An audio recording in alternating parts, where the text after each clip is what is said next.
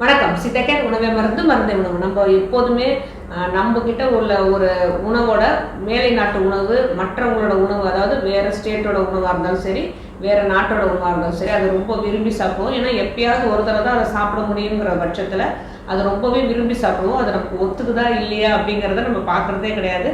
அது ருசிக்காக எப்பயாவது ஒரு தடவை சாப்பிடலாம். ஆனால் தொடர்ந்து அதை யூஸ் பண்ணும்போது நமக்கு ஹெல்த்துக்கு நல்லதா, நம்ம நாட்டில் விளையக்கூடிய பொருட்கள் நமக்கு ஹெல்த்துக்கு ரொம்ப நல்லது.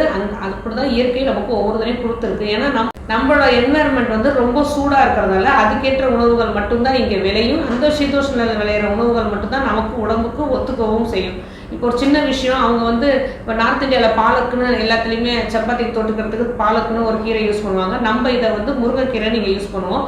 பாலக்கும் முருங்கைக்கீரையும் வேறையா ஒன்றா அப்படின்னு பார்த்தோம்னா, நார்த் இந்தியாவில் இருக்கிறவங்களுக்கு பாலக்கீரை ஒத்துக்கும். நமக்கு இங்கே அந்த பாலக்கீரைக்கு பதிலாக முருங்கைக்கீரையை நம்ம யூஸ் பண்ணோம்னா அதுதான் நமக்கு ஒத்துக்கும். ஏன்னா நமக்கு நிறைய கால்சியம், அயன் எல்லா ப்ராடக்ட்ஸும் அதில் நமக்கு வேண்டிய விட்டமின்ஸ் அண்ட் மினரல்ஸ் அவ்வளோ சக்திகளும் நமக்கு இங்கே நிறையவே கிடைக்கும். ஏன்னா நம்ம வெயிலில் நிறைய எக்ஸ்போஸ் ஆகுறதால நம்ம உடம்புல விட்டமின் டியும் நமக்கு நிறைய கிடைக்கும். ஆனால் உடம்புல உள்ள எனர்ஜி ரொம்ப சீக்கிரமாக வெளியேறதுக்கு நிறைய சான்சஸ் இருக்குது.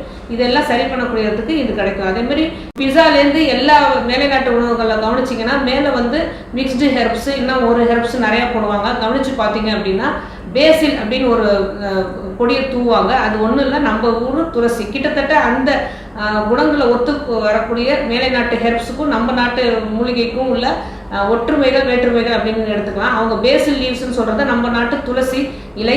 இதை எப்போதுமே நிழலில் உலர்த்திட்டு கடைசி நாள் மட்டும் ஒரு நாள் வெயிலில் வச்சுட்டு அதை நம்ம பொடி பண்ணி வச்சுக்கிட்டோம் அப்படின்னா இது பேசில் லீவ்ஸு, துளசி இலை வந்துடும்.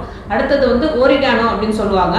அந்த ஓரிகானோ பொடி என்ன அப்படின்னா அவங்களோட ஹெல்ப்ஸ் அப்படின்னா நம்மளோட ஓமவல்லி இலை. ஓமவல்லி இலையும் இதுமாதிரி 14 நாள் வெயிலில் நிழலில் உலர்த்திட்டு ஒரு நாள் கடைசியில் வெயிலில் உலர்த்தி அதை பொடி பண்ணி வச்சுக்கிட்டோம் அப்படின்னா இந்த ஓரிகானோ ஹெர்ப்ஸ் நமக்கு கிடைச்சிரும். அடுத்தது தைம் அப்படின்னு சொல்கிற ஹெர்ப்ஸ் அவங்க சொல்லுவாங்க. நம்ம நாட்டுக்கு அது ஓமம் இருக்கு இல்லையா, அது ஓமம் அந்த விதையை போட்டு வளர்ற சின்ன சின்ன இலைகள் கொண்ட ஓமம். இது ஓமவல்லி இலை வேற, ஓமம் வரக்கூடிய இலைகள் டோட்டலி வேற. இந்த ஓம இலைகள் இந்த மாதிரி தைமுக்கும் ஒத்து வரக்கூடியது.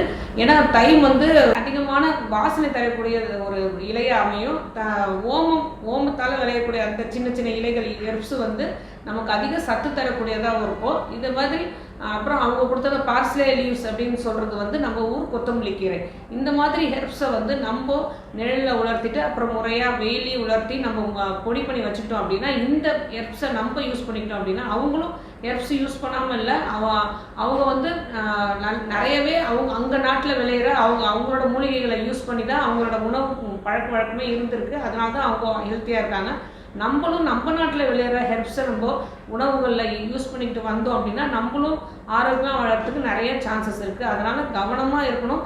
அந்த ஹெர்ப்ஸ் தான் அவங்க பேக்டு பண்ண அதே ஓரிகானோவோ பேசில் லீவ்ஸோ நம்ம பேக்கட் ஐட்டம்ஸை நம்ம வாங்கி நம்ம பிஸாலேயோ இல்லை வேறு ஏதாவது நம்ம உணவுகள்லையோ பாஸ்தாலேயோ நம்ம செய்யாமல் நம்ம நாட்டில் விளையிற நம்ம உணவு ஹெர்ப்ஸு மூலிகைகளை எல்லாமே இது மாதிரி முறையாக பதப்படுத்தி அதை நம்ம பொடி செய்து அதை நம்ம தூவி நம்ம சாப்பிட்டோம் அப்படின்னா முழு பலனும் நமக்கு கிடைச்சிரும். இதே முருங்கைக்கீரையை பாலக் செய்யும் போதோ இல்லை பாஸ்தா செய்யும் போதோ ஒரு கீரையை அவங்க லைட்டாக ஆலிவ் ஆயிலில் வதக்கிட்டு அதை அரைச்சி யூஸ் பண்ணுவாங்க. இதே நம்ம முருங்கைக்கீரையை ஒரு ஸ்பூன் நல்லெண்ணெயிலையோ இல்லை தேங்காய் எண்ணெயிலையோ வதக்கி அதை நம்ம மிக்சியில் அரைச்சி அதை நம்ம யூஸ் பண்ணோம் அப்படின்னா நமக்கு முழு சத்தும் நமக்கு கிடைச்சிரும். ஒரு சின்ன சின்ன விஷயமும் நம்ம நாட்டில் விளையிற நம்ம எங்கே இருக்கோமோ அதை சுற்றி என்ன விளையுதோ என்ன நமக்கு கிடைக்குதோ அந்த மூலிகைகளை நம்ம யூஸ் பண்ணி சாப்பிடும் போது மேலை நாட்டு உணவுகள் சாப்பிடும்போது கிடைக்கிற திருப்தி, சாட்டிஸ்ஃபேக்ஷன் நமக்கு கிடைச்சிரும். ஆரோக்கியமாக வாழ்வோம். வேறு எதை பற்றி பேசணும்னு நீங்கள் நினச்சாலும் சரி, தாராளமாக கமெண்ட் பண்ணுங்கள்.